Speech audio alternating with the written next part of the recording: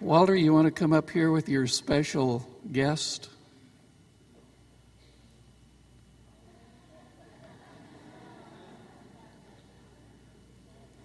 He's going to drag him around the other way.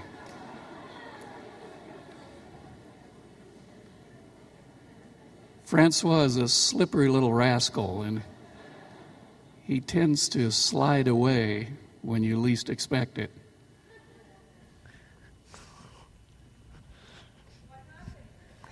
He doesn't want to knock that thing down.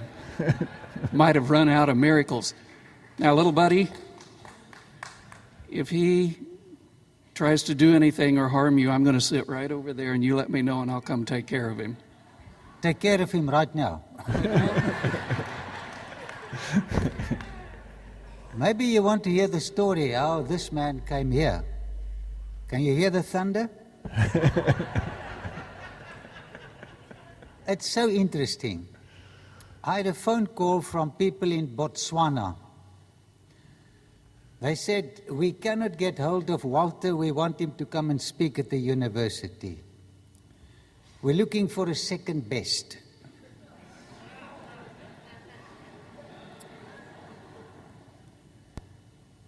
Don't laugh at second bests. So I said, well, I'll try and get hold of him. So they asked me if I cannot get hold of him, would I come? So I contacted his committee. Sonica is the committee. Because he accepts 10 appointments for the same week. And it's a big mix-up when everybody wants him there. And so she's doing it. So he came up to my place for a little rest. That's really true. I find it very hard to say no. And they always phone me at the most inopportune moment. And then I say, yes, sure, yeah. And then the next thing I know, it's all arranged, and I'm going to the Ukraine and to Australia on the same day. So, he reminds me of Jonah. So he came to me for a little rest, a little holiday. How did you enjoy the holiday? I love my holidays with him. He says, we're going on a little holiday. I said, please don't invite me for a holiday. I'm coming to work. Because his holidays are a nightmare. You get off the plane, you end up in a hall, and you don't come out until you go onto the plane again. So I don't want these holidays. I want to work next time. Anyway, we went to Botswana. But while he was with me on this holiday, he decided not to go to Nineveh. Get the story. So he was going down to his house, 2,000 kilometers away from my place. But you know, the Lord is brilliant. On his way, we were going to drive about 600 k's, and then he would go left and I would go right. He's a wicked man, but he's got good points. So what happened at a certain town? He smashed into the vehicle was standing and he smashed into it. And his car was a wreck. It wasn't standing. I was driving along quite merrily, and I really was in big stress because I had to go to Canada to do recordings, and this man was occupying all my vacation time. And so I decided I have to prepare. I cannot go to Botswana. It's impossible. And I was driving behind this vehicle, and he was behind me. And there was an African car in front of me. Have you ever seen an African car? Well, it's tied together with what is it tied together? No, it's not even wire lasts. I think it's spit. And I thought, this guy is dangerous. The vehicle is dangerous. I have to get past this vehicle. And there was a long straight, not even a curve, nothing. And I said, well, here's a semi-truck coming from the front. I'll pass him as soon as this truck is past me. And so when that truck got to him, I started accelerating to go past him, not realizing that he was stuck together with spit. And as that truck came past him, the wind went, you know how it goes? And his car fell apart. Literally in front of me. The bonnet flew up, the fenders flew off, I don't know, everything came flying.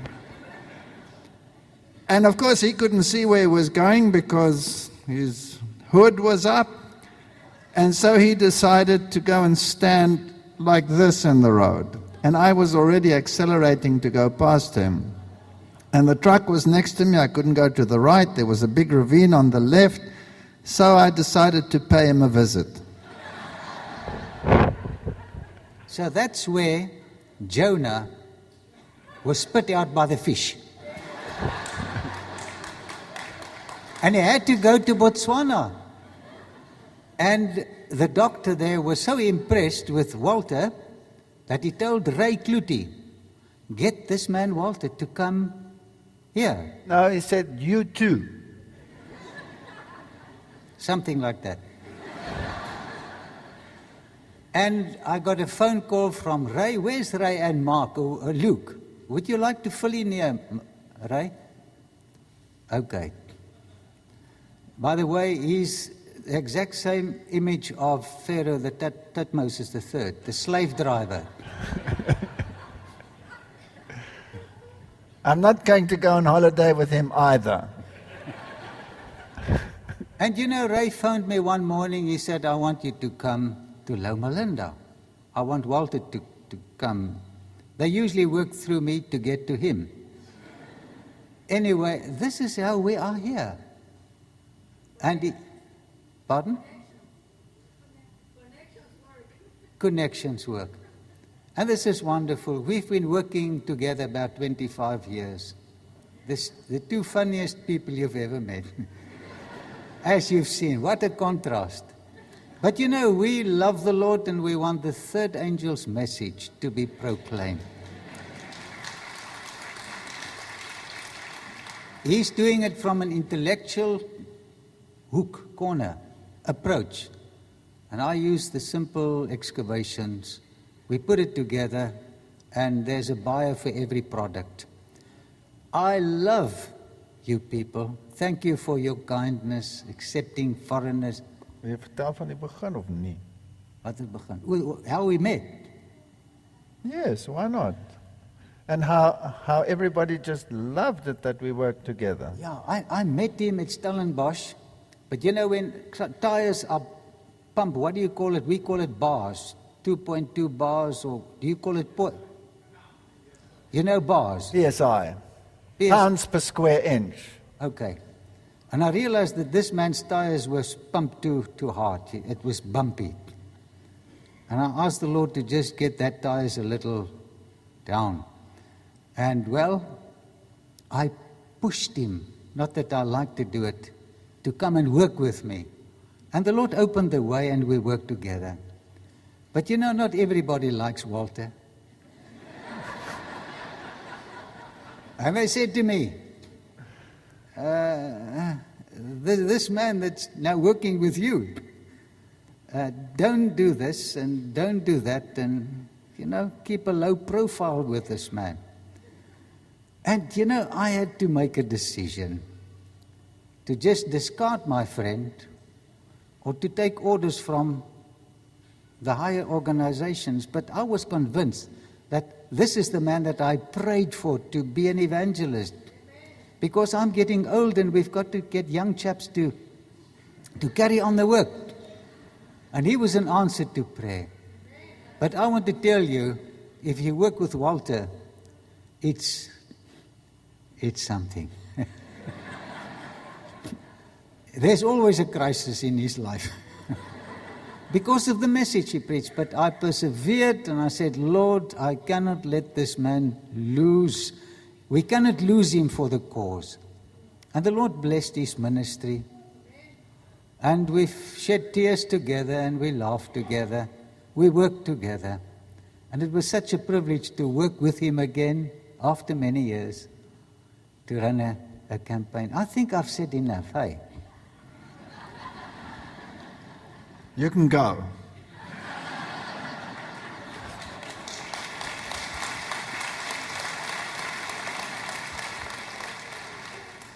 There was a young man who spent a long time visiting us and living in our home. And there were a lot of young people that always came to our house was chaotic. Chaotic. Once you become part of this church, life just becomes chaotic. And this young man then emigrated to the United States of America. And then he became a psychiatrist. And I think our church needs psychiatrists. Because the message creates so many problems that we develop unstable minds. And so I want to call this young psychiatrist to come to the front.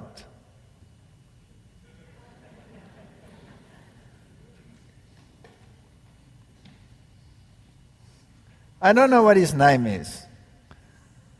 It used to be something and then it changed to something else and now it's both.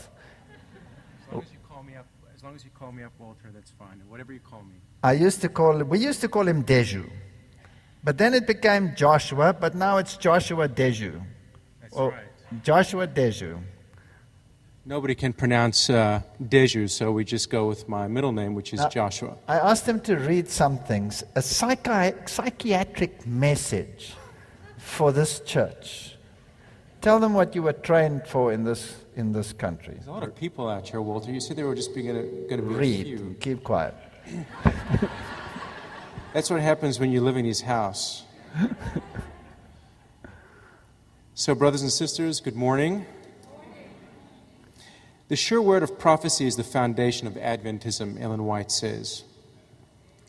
And in counsels to writers and editors, she says, we are to repeat the words of the pioneers in our work. Let the truths that are the foundation of our faith be kept before the people.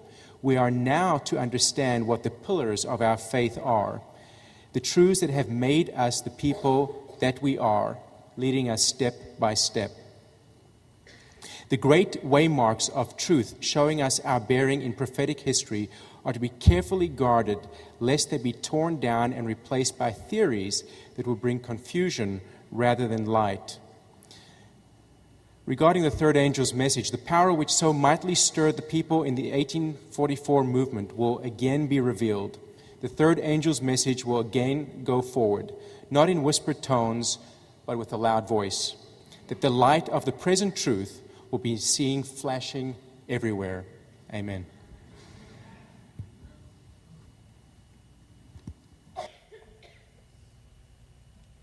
Thank you for that psychiatric advice. Isn't that what we need? If we want to be healthy in our minds, then we must do what God asks of us. And there will be opposition, like Francois said. Opposition tells us sometimes that we're on the right track. We read in Malachi chapter 3 verse 2, your words have been harsh against me, says the Lord. Yet you say, what have we spoken against you? You said, it is useless to serve God. What profit is it that we have kept his ordinance and that we have walked as mourners before the Lord of hosts? I think Jacob also felt like that, didn't he? So now we call the proud blessed, for those who do wickedness are raised up. They even tempt God and they go free. But what's the solution to the crisis? Then those who feared the Lord. I've got the New King James and it's irritating me in this verse. I like it otherwise, but there are some verses where it irritates me, and this is one. Then those who feared the Lord, what does the King James say? Spake often one to another. This one doesn't have the word often. I miss it. Then those who feared the Lord spoke often one to another. And the Lord listened and heard them. And so a book of remembrance was written before him for those who feared the Lord and who meditate on his name. So if you are in this depression, and if you feel bad about the circumstances in the church, take Joshua or Deju's psychiatric advice. Get back to the pillars of Adventism and preach the three angels' messages. And you will find health. And he says, they shall be mine, says the Lord of hosts, on the day that I make up my jewels. And I will spare them as a man spares his own son who serves him. Then shall you again discern between the righteous and the wicked, between the one who serves God and the one who does not serve him. There is a time coming. There is a time coming when there will be a difference. So hang in there. And if the opposition has been nagging at you and is getting you down, rise up. There's coming a day and it will happen. Now I've been requested over and over again to say why I'm here or what is my testimony. And I said, everybody knows it. I'm not going to talk about my testimony. I don't like talking about all of those things. They will know it. And they said, yes, so what? What if they all know it? Say it again. And I said, no, I don't want to. But here it says, then those who feared the Lord spake often one to another, and the Lord heard. So maybe for those who haven't heard it, and for those who have heard it, maybe I can share some other insights or whatever. Why am I here? Why am I doing this? What fires me? You know, many people who are against this message will say, why are you so arrogant? Why don't you just can it? Why don't you give up? Can't you see we don't want it? And then I say, well, I'm not going to speak in this name again. And then I said, Lord, I'm not going to do this again. I really am a Jonah. Everywhere I go, I have to be spat out by a whale. It's a nightmare. It's very slimy business. I don't want to go, Lord. I don't want to. Leave me alone. And then I go onto my mountain and I walk and I talk to God. And if He doesn't use me for 2 days, I freak. And I say, what's the matter? Are you not going to use me anymore? You said you didn't want to. Yes, but I didn't mean it. And then off I go again. And I said, no, I really mean it. I'm not going to do this again. You know, everywhere I went in the beginning of my ministry, there was always a letter preceding me. Don't let this man talk. Oh, I've had experiences. I've had whole conferences forbid the members to come and listen. In one conference they said, if anyone attends, everyone who attends will be disfellowshipped. Everyone who attends will be disfellowshipped. They even went further than that, line them up against the wall and disfellowship them. Well, they never did disfellowship them because it was about as many as sitting here today. And they couldn't afford the loss of tithes, so the Lord is good. But it's not bad everywhere. But everywhere it will have its bad moments, isn't it so? And so we can choose, as my friend Francois says, between the two B's. We can become better or we can become bitter. What actuates one just to carry on and to carry on and to carry on in spite of opposition and in spite of what happens? It's experience.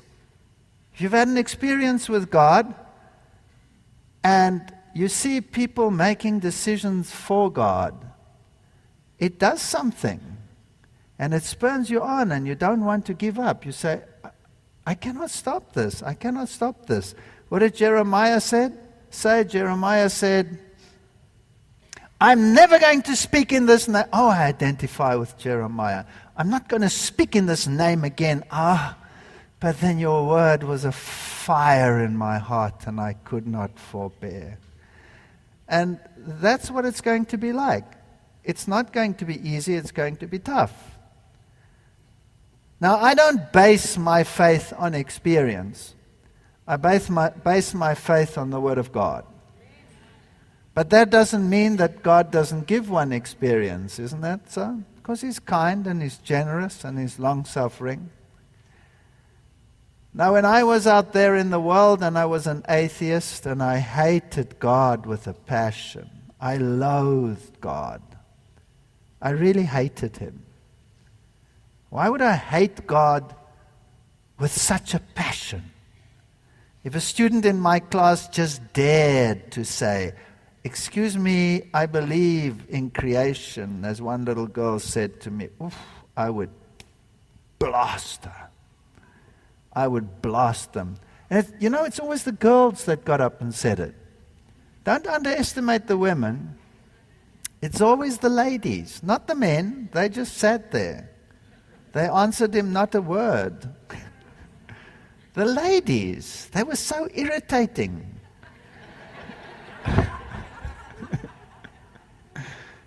Yes, and why did I hate God? Because you know the story. My mother was Lutheran. I was raised Catholic, and my mother got sick when I was 8, and she died when I was 12. And for 4 years, I was told every day in religious instruction that my mother was going to roast in hell forever and ever and ever because she was a Lutheran and not a Catholic. And so I hated not the instructor. Well, I hated the instructor too. In fact, I actually took the catechism and threw it at her. I paid dearly for that. I had to sit outside. I was in a Lutheran school with a Catholic instruction.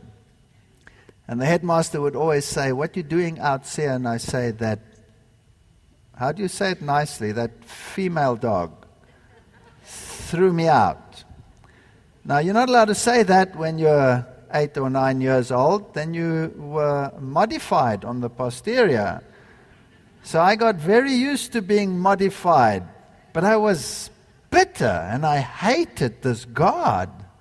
This God who would be such an obnoxious being that He would roast someone forever and ever and ever, who was dear to me. And so I rejected Him. And I threw religion out. And when I became a scientist and an evolutionist, this was the feeling in my heart. So I was not an atheist because of what the Word says. I was an atheist because of what theology says. Beware of the theologians. Beware of the scribes. They will travel from east to west to gain one convert and make him twice the child of hell that he was before. Not my words, God's words. So yes, I was an atheist. And I met my dear wife through her brother. And that family was weird. The father was into Spiritism. The mother was more into atheism. Highly educated people, professors, and highly educated.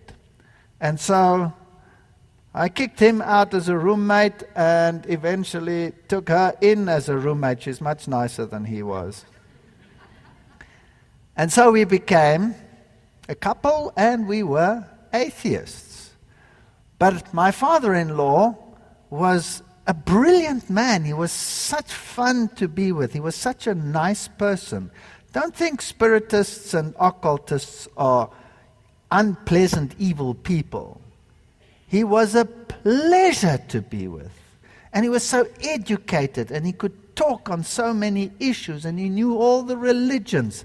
He'd probably read this Bible 40 times, but misappropriated it.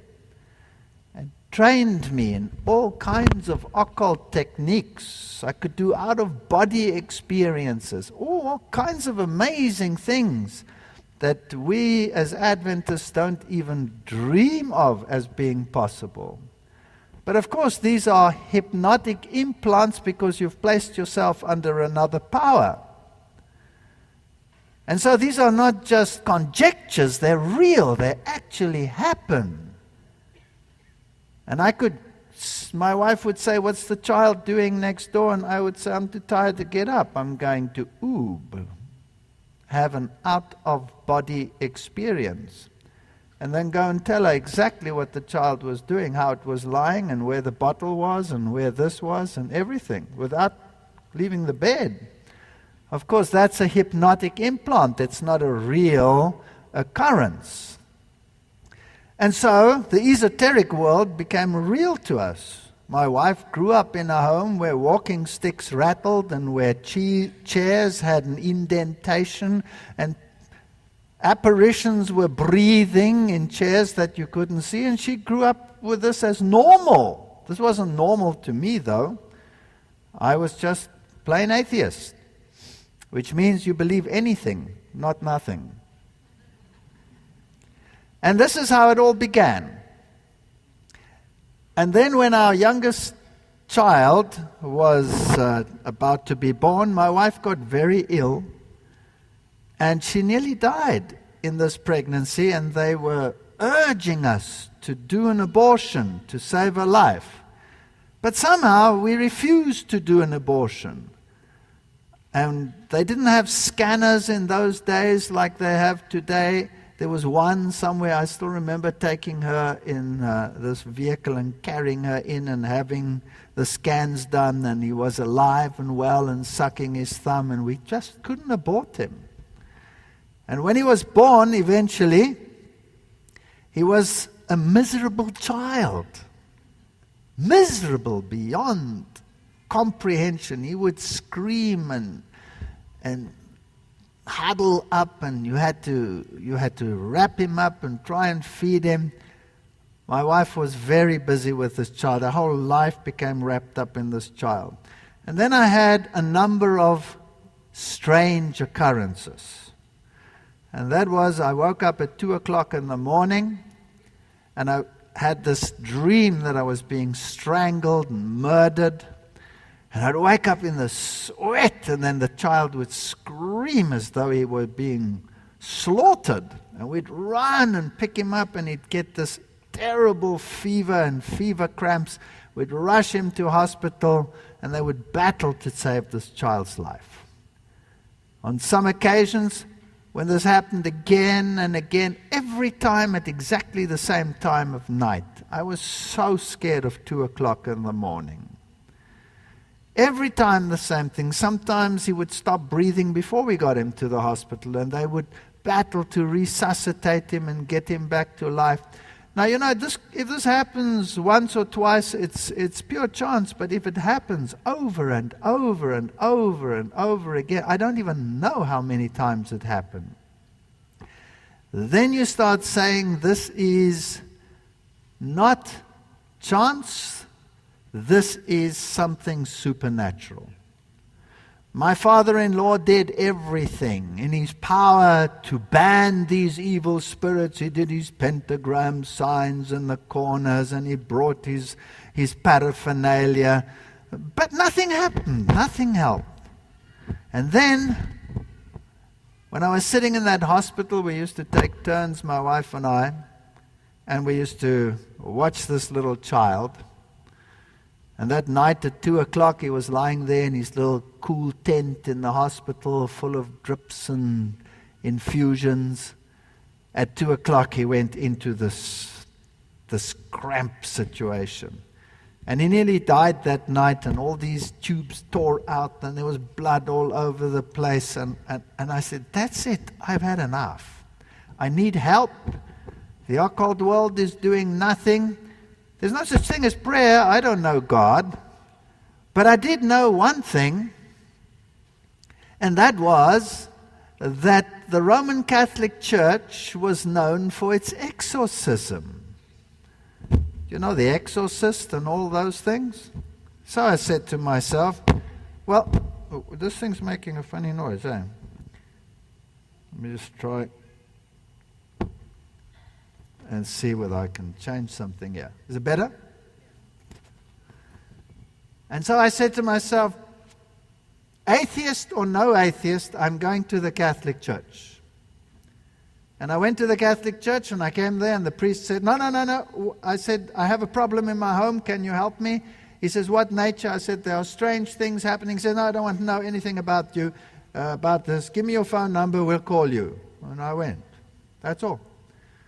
And then I got the phone call and there was a meeting arranged, and I went to a monastery and met this Roman Catholic priest, an old man, and he said that he knew about my situation. I said, how do you know about my situation?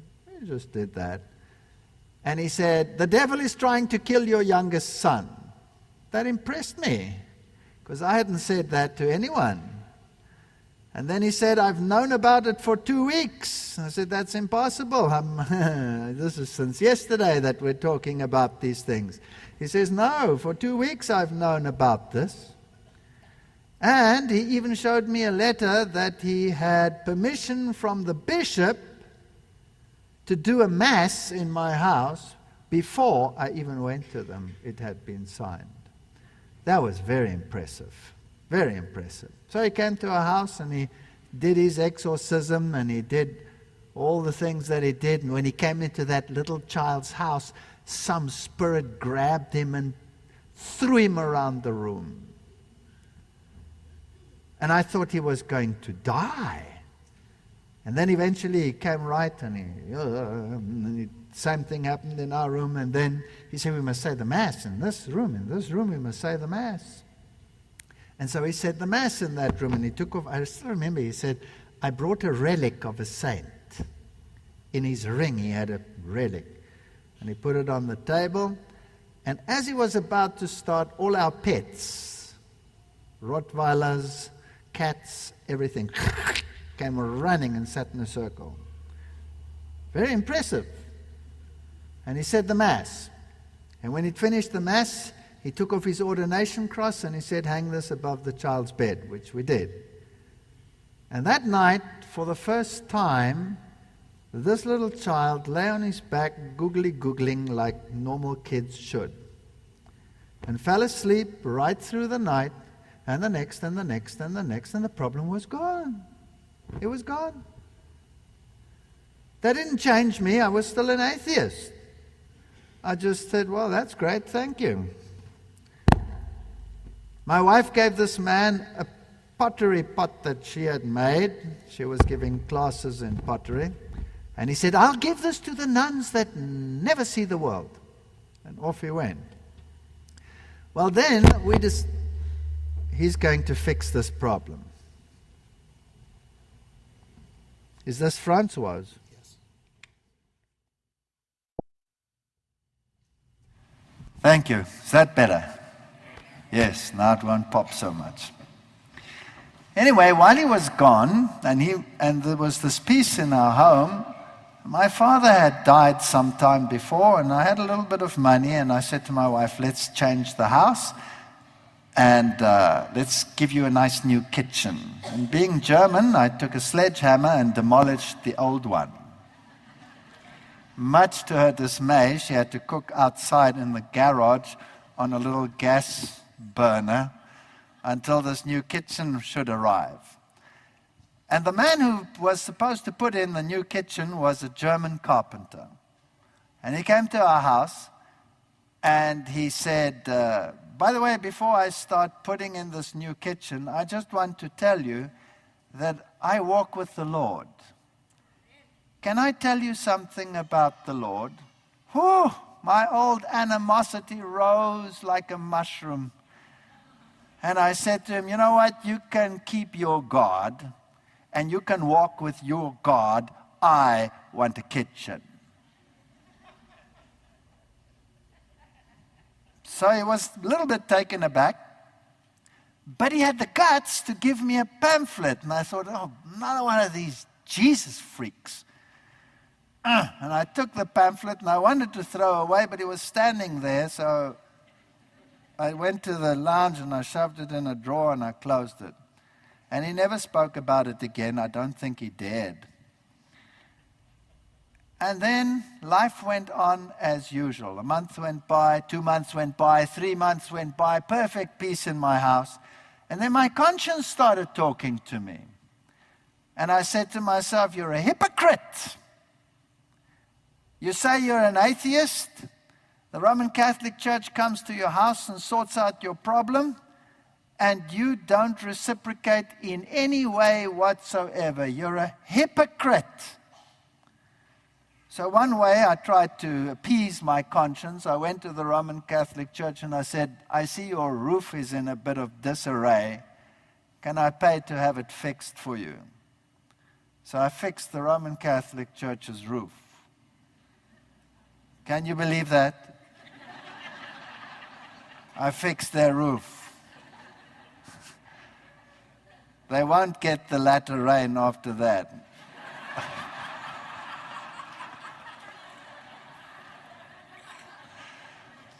But then my conscience carried on working in me, and so I went back to church. And believe it or not, became a practicing Catholic, with everything that it entails, everything. And I spoke with the priest about evolution. There was no problem. Evolution, of course, that's a fact. We all know evolution happened, so I had no problem with that. So this was an arrangement. And then that fateful day, this was about a year after the exorcism, when I stood in that medical class and I was describing the functions of the kidneys to the medical students. But in the process, I did the whole evolution of the kidney from its first simple stages all the way through to the fantastic kidney we have. And this young girl again got up in my class and said, excuse me, I don't believe what you are saying. I believe God created that kidney. I lambasted her. I ridiculed her. That class was laughing. And she sat down and cried. It was only when, Sonika? When did I discover who she was? How long ago? When did we discover who she was? Was it a year ago or a year and a half ago? About a year ago. Only a year ago did I discover who she was. She was a Seventh-day Adventist. And she's married. She's married to a Seventh-day Adventist pastor. And she now resides in the United States of America. But she sat in my class. And when she heard that I had become an Adventist, she first fell off her chair because she wouldn't believe it. She wouldn't believe it. You know what? Little thing. You say a little thing and you get a slap as a consequence. You never know. Francois has made many enemies. He baptized this one woman. And her husband said, I'll kill you. If you baptize her, I'll kill you. But Francois has this philosophy, do what is right and leave the consequences to God. And so he baptized her, and the man threatened to come with his shotgun and kill him while doing this. Well, he did come, but he didn't bring his shotgun. But he was furious. And that was about 24 years ago, I would say.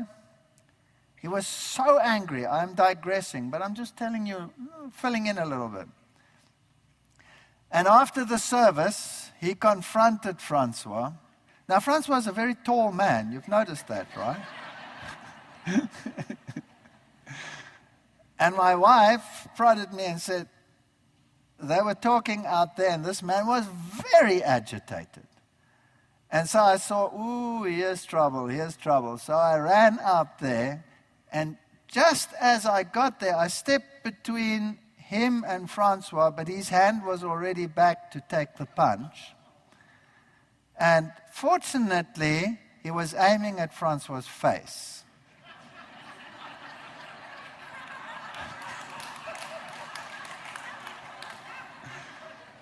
And I got my shoulder in between his face, and so he hit me here. And I went flying. I didn't know I could fly, but I went flying. And I ended up way over there. And he got a fright, and he ran away, this man. So we took a blow from this man, right?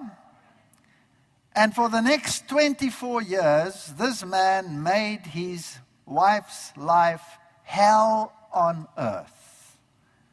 And she stuck it out and went to church. And he would be impossible. Nobody was allowed near him. If he would dare to even mention, can he talk, he would kill him in his house. He was baptized last year.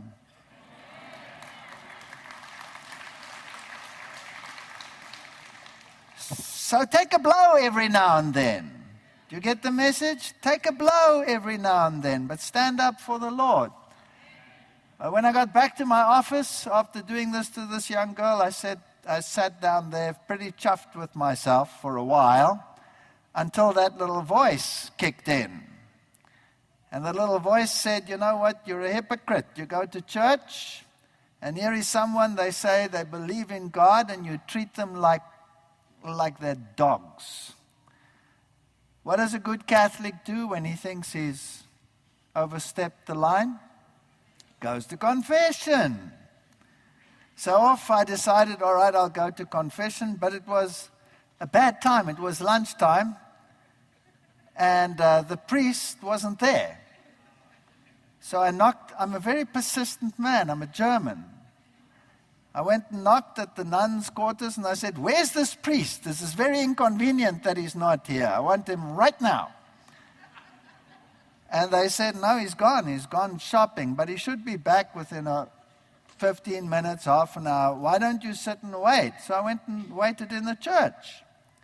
And the little red light was burning, which means the consecrated host is there. And so I started speaking to God. But as I spoke to him, I realized I'm speaking to the consecrated host, the Corpus Christi, the body of Christ. That means he's dead. He's not alive. It's just a host. And I received no feedback. And I was irritated because the priest wasn't coming. And my whole religious experience went through. And I had this burden, and I wanted to get rid of it, and the priest wasn't coming. I couldn't get rid of the burden, and I couldn't offload it on God because he was dead. This is what I'm thinking. And so I'm thinking by myself, now, what do I do in this church? I come to this church, when the bell rings, I go down. The priest says, and the Lord be with you, and then we sing, and with you. And then the whole congregation goes, amen. Every single time. I'm not mocking. This is reality. This is what happens in the Roman Catholic Church. And the bell rings and you go on your knees. And the bell rings and you get up. And you say, Hail Mary, full of grace, the Lord is with you. You know, I've said it already. I can say it very fast. And you say those, and you go this, and you do that. And, you know, I said, this must be terribly boring to God. He hears the same thing over and over and over. Is there no communication? Is there no relationship? What is this? And I thought to myself, you know what? You're an idiot. You've been duped again into some religiosity, and this is all a lot of hocus pocus rubbish. And I was angry, and the priest didn't come, so I said a terrible thing. I made a terrible mistake. No, it wasn't a mistake. It was the best thing I ever did. But at the time, it seemed like a mistake. I said, if you exist, reveal yourself to me. But I'm out of here. I'm going back to my atheism. This is the last time I put my foot in a church. And I walked out in a huff. Something wrong with my speaker?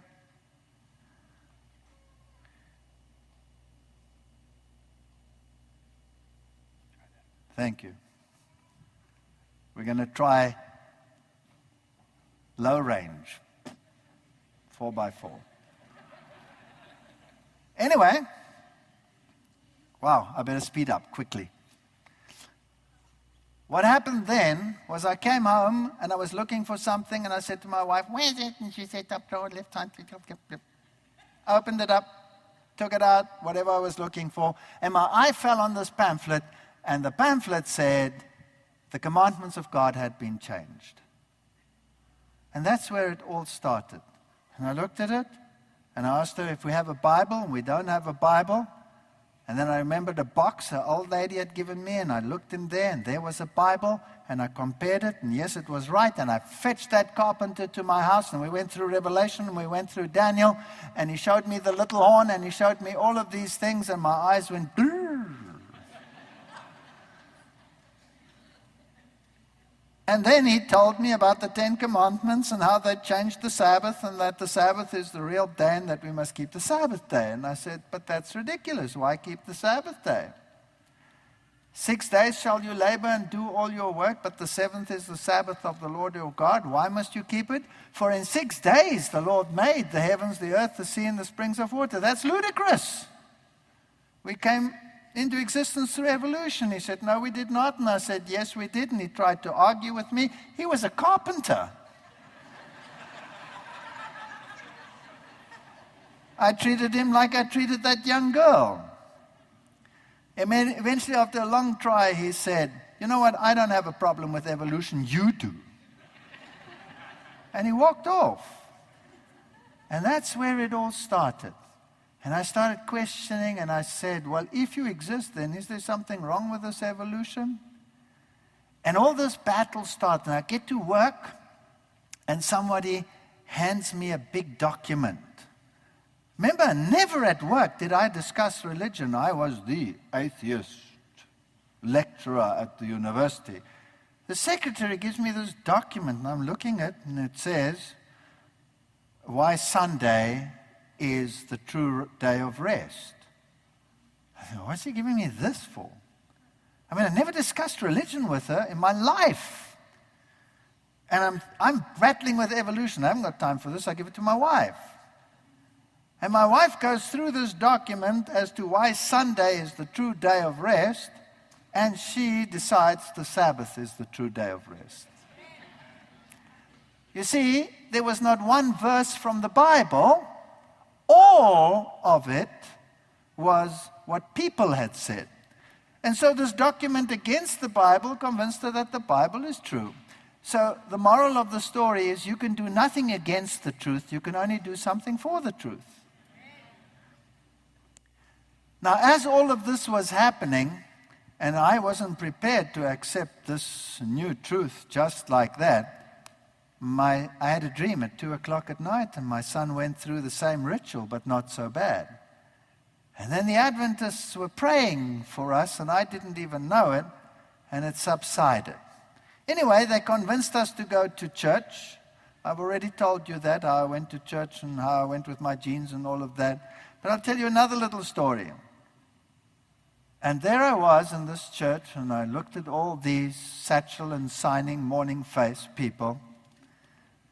And then I went to lunch with them. Oh, good grief. What a nightmare. The first time we went to lunch with these people, they were all, by pure chance, health reformers. In my country, only a small percentage is really health reformers. Meat is the main diet. It's a big battle. But by chance, I don't believe in chance, they were all health reformers. What a nightmare. Halfway through, my wife burst into tears. I had to take her home. And there she was, crying and crying for about an hour, but our kids had stayed with these people. We had to go back to pick up our kids. And so we decided, okay, we'll go back. The next Sabbath, we went again to church, but I was looking for an excuse. I didn't feel I wanted to go. And they all wanted to go to church, and then they said, well, you know, the children and all. I said, leave the kids here. And I sat in these people's home, and I said, I'll take care of the kids. I don't feel like going to church. So my wife went with them, and I was alone there forever. Do you know how long these people go to church? 20 minutes. I mean, when I was a Roman Catholic, 20 minutes, tops, 10 minutes sometimes. You go to Mass. Out of there. What is this nonsense? They start at 9 o'clock and they come out at 1 o'clock and then they go back. This is ludicrous. So I had lots of time. And I was reading the book of Job.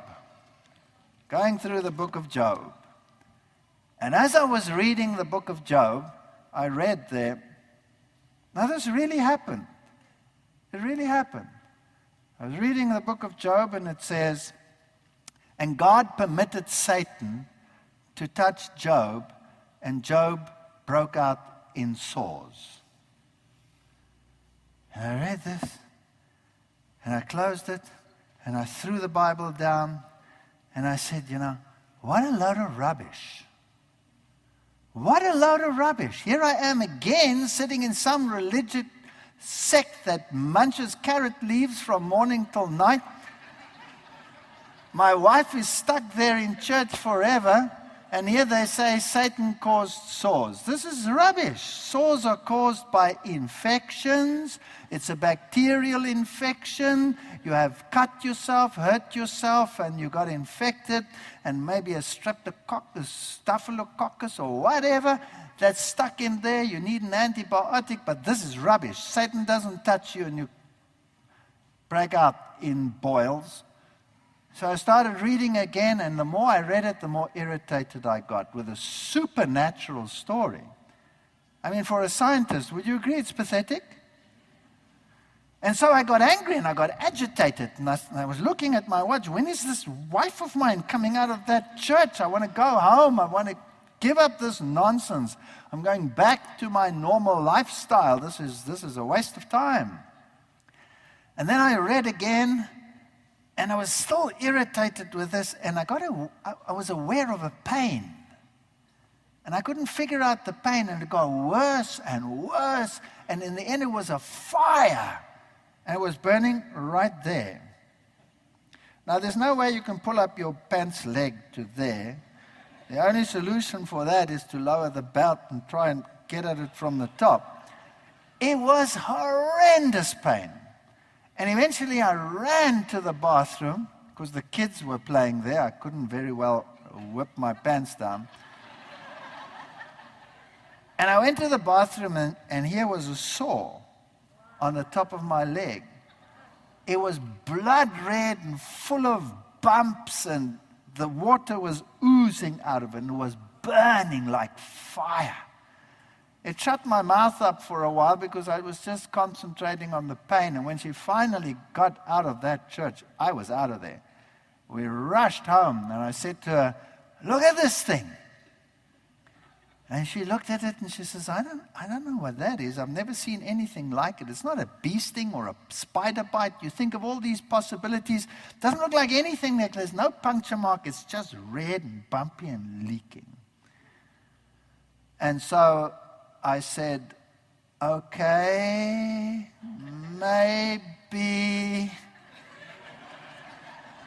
maybe there's something after all. And so I said, okay, I'll give it another shot. If this is from you, then please take it away. And it was gone. Just like that. Gone. I said, wow, that's fantastic. And then I said to my wife, you know what?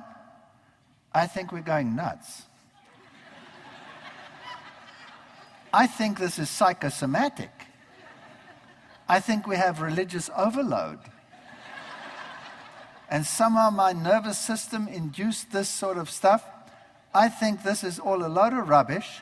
And I think we have to just cut loose from all this religious paraphernalia and just go back to our own lives, because this thing, I think, comes from my mind.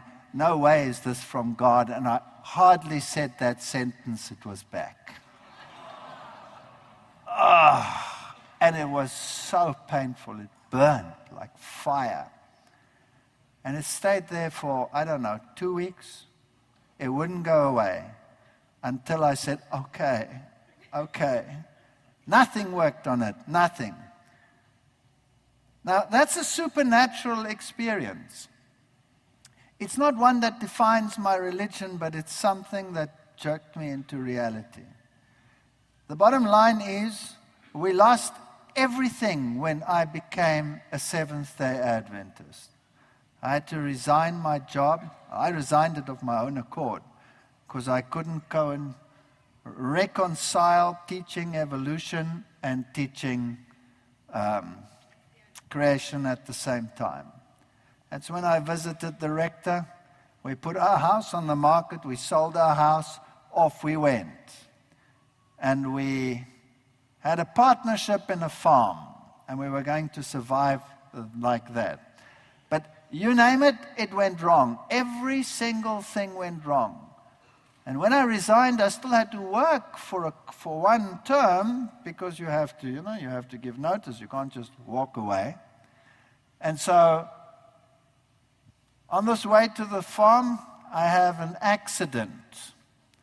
A headmaster rushes through the stop street and gets rid of my car. My other car, we had an old little Beetle as well that my wife used to, she used to use it, but she always had to get people to push start it, right? Nothing worked. And then that one was written off. That was quite miraculous. Our little child was sitting in the back seat, and then he fell asleep and he fell over. And I was turning, and as I was turning, this car, instead of going past me like it should, followed me around the corner and wiped me out and went right through that back window where my child's head was just a few seconds before, and he was trapped in a little box of metal underneath without any harm. Amazing stuff. Both cars gone. And I still have to drive to the university, so we rented a car. An old second-hand dealer somewhere who rents cars. And we rented this car, and then we lost our crops on the farm. Then the partners ran away. It was a nightmare. I went into debt like you cannot believe it. And my wife says, "Is this what we've come to?" And then something went wrong with the car, and we took the car back.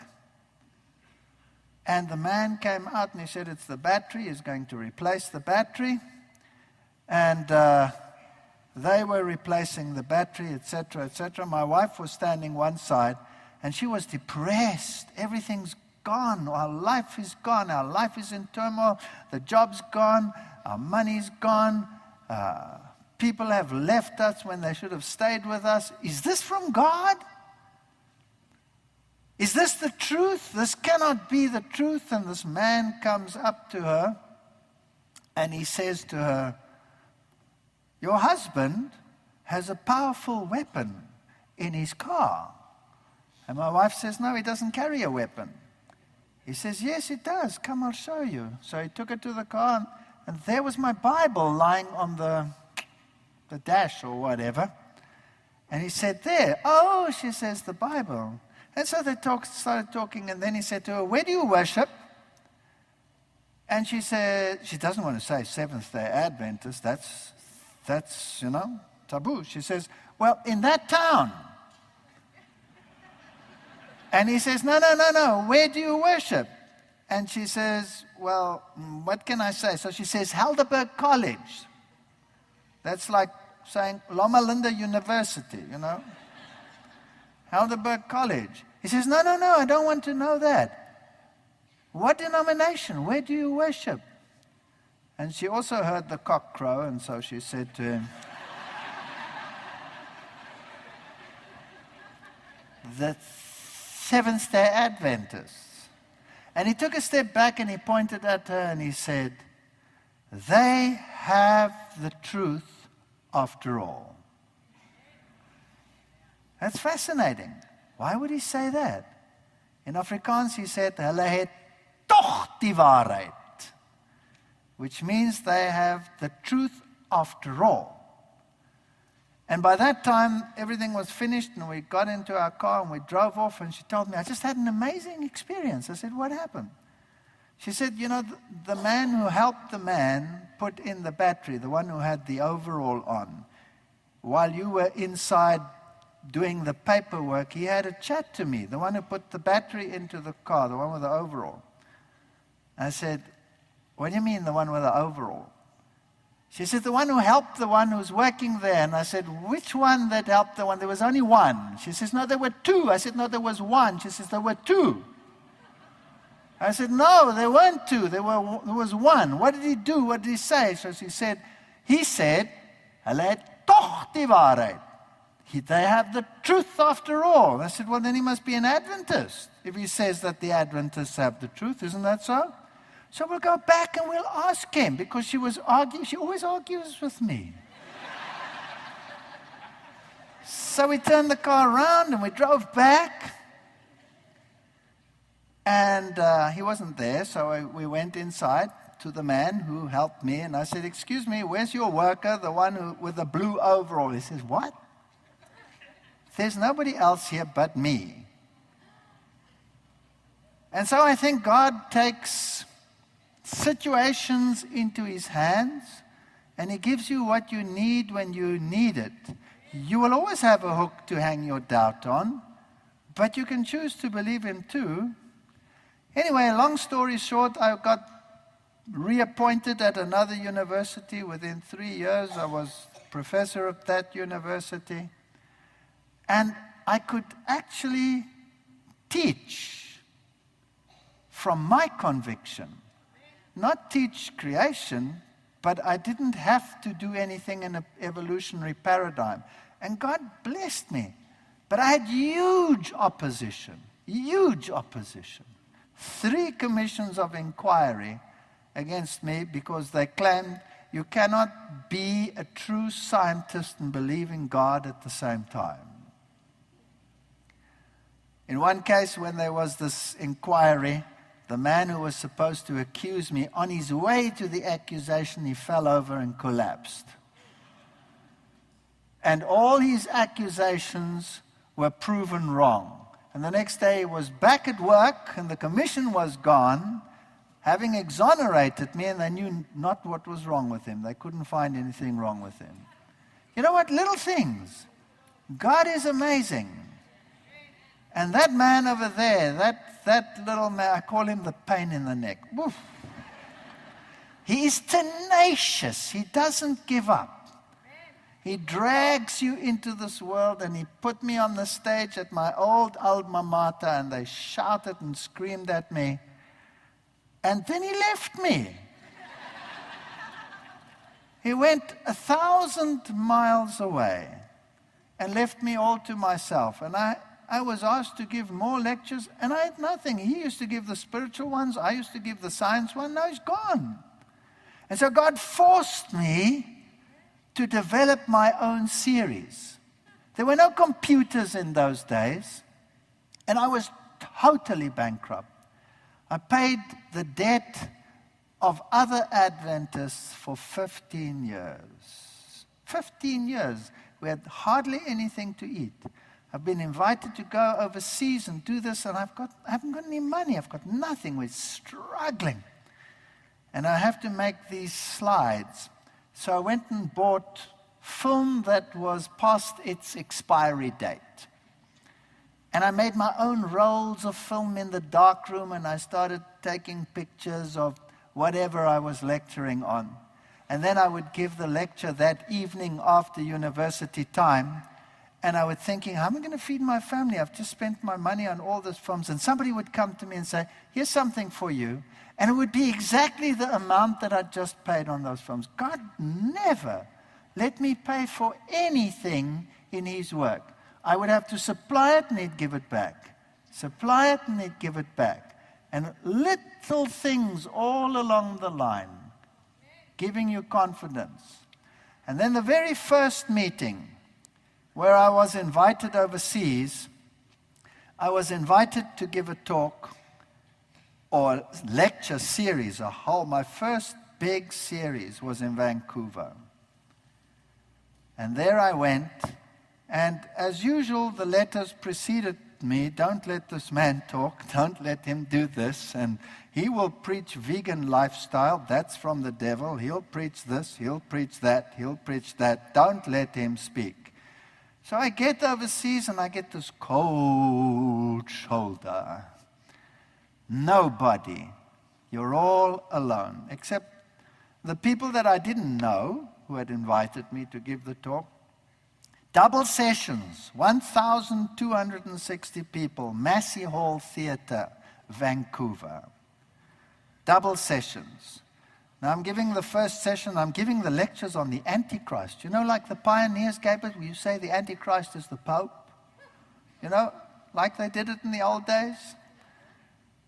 And after the first lecture, this crowd is highly antagonistic. They come rushing forward and they want to sort me out right here on the stage, here in the front, and there was no way out. And I was all alone, I had no help. And I'm saying, God, what am I going to do? Help me here. I'm in big trouble. And there was a little boy with Down syndrome who every night, there was a side door like that, came in, and there was one chair open. It was that aisle over there where that lady is sitting. That chair was always open. Irrespective of how full it was jam-packed. Every seat taken, that chair was open. And then he'd come in and he'd sit down there and he'd sing his little song. He couldn't speak. It was very, very Downs. And then when they come and antagonized me, he would come with his little arms and dig his way through, and he'd come and put his arms around me and he'd put his head about here. It was about whose size? He'd put his head here. And then he'd sing, just a song, la, la, la, la, la. Now, I told the story at La Sierra also, but I'll tell it again because it's such a cute story. And it's impossible to hit someone who has a Down syndrome kid hanging on him. It's impossible. Nobody, not even the most wicked person in the world, could bring himself to do that. Isn't that so? And so I became very dependent on this chap. And I'd give the first lecture, and sometimes he wasn't there. I panicked. I said, where's my Down syndrome boy? And I'd stretch the lecture. You don't think I can do that, eh? And then that door would open, and he'd come down, and he'd sit down. And then I'd finish my lecture. And he came and gave me my hug. Now, I didn't know where he came from. I thought he was part of the furniture. You know, he belongs to the overseers, the people who work in the hall, or maybe he lives next door, maybe they're used to him, I don't know. We finished the main thrust portion of the campaign and then invited the people to the church on the other side of Vancouver. That's a big city. And then I didn't see him again, and we went through all our lectures, and quite a few people were actually baptized in that campaign, which was very thrilling and exciting, my first public campaign. And I missed my little Down syndrome boy. And on the last day, Adventists are very kind. They only give you 6 or 7 lectures on a day. I went through my last lecture, and the people were sitting in the church, and then I had to resort my slides. And in that last lecture, the back opens, and the Down syndrome boy comes walking down and comes and sits in the front. Interestingly enough, on that same position where he always sat. Chair was open. and you could have knocked me over with a feather. Where were his parents? Where was any adult support? None whatsoever. He cannot be part of the furniture. We're on the other side of Vancouver. How did he get there? He cannot take a bus or a train. He wouldn't have the capacity to find the place by himself, and here he is, all by himself. And I looked at him and I couldn't believe it, and I finished my sermon or whatever it was, and then all the people went into the foyer for drinks, and I was packing my slides and he was sitting there. And I looked at him and he looked at me and I was packing, and then he got up and he walked around and he went up just like here, and he came up on the stage. I was standing over here just like here, packing my thing, and he came and he put his arm around me and he put his little head here while it was hard now, I had to pack with one hand. And he did his little song, and I looked at him and I looked at this, and I plucked up the courage. And I said to myself, this is not normal. And I took him like this, and I pushed him away from me like this. And I took a step back from him, and I said to him, do me a favor, tell me, are you a man or are you an angel? And what he did was he did this. And he walked off, and he was gone. And nobody has ever seen him, but there are hundreds of witnesses who witness this every night, that this thing happened. And you know what? That was my first campaign. And that little Down syndrome boy is standing right here. But I don't need to see him anymore, and you will have to accept by faith that he's standing here. And when they rush at you on the stage, like they did in Slovenia, to literally get rid of us forever, I know he was there. And so he will be in every campaign as we go along. And if you have any need or any requirement, God has sent that chariot. And that chariot has everything that you need. I can tell you 1,000 stories of how God worked in our lives, how people, in my very first European campaign, they phone me and they say, will you please organize an aeroplane ticket, and will you please come? And I'm too shy to tell them, listen, I haven't got the money to pay for this. We'll pay you back when you get here. Yeah, but how do I pay before I get there? I sold my car. My wife had to walk. I sold my car. And I bought the tickets. And all my money was gone. I had no money to leave for her. My salary every month went into debt. I said to God, now, who's going to take care of my family when I'm gone? She hasn't got any money. Who's going to buy food for her? What's going to happen? And the phone rings and somebody says, where do you live? And it's a woman from far away. And she said she had a dream. Doesn't know me from a bar of soap. Where do you stay? I had a dream. I must give you something. I said, no, I don't need anything. Who are you? What? No, I had a dream. And she sends her son over, gives us an envelope. And it's enough money to take care of my wife for that week. These are the little things.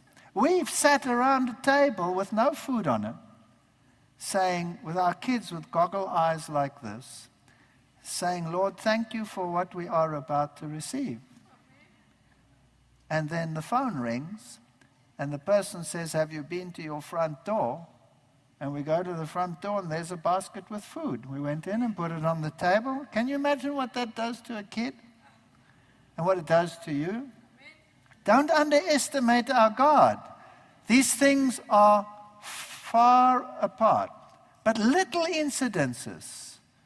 I'm on my way to there, and God says, no, even if I take your car away, you're not going there, you're going over there. And then you end up over there, and in the end you end up over here, as a consequence of being over there where you thought you weren't going. Isn't that so? And you can say it's chance. Or you could, by the eyes of faith, see the hand of God working behind the scenes. And that's your choice. That's your choice. And I want to encourage you. We are on the threshold of going home. The chariot in heaven is being prepared. The angels are using the shining polish. And that wagon is on its way. Don't lose your faith now. Don't let go of the third angel's message, the three angels' messages, as Joshua read to us. That message will not decline, it will increase.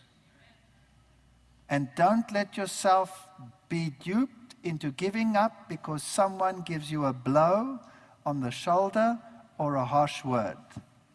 We're here because it is the Lord's business. Amen.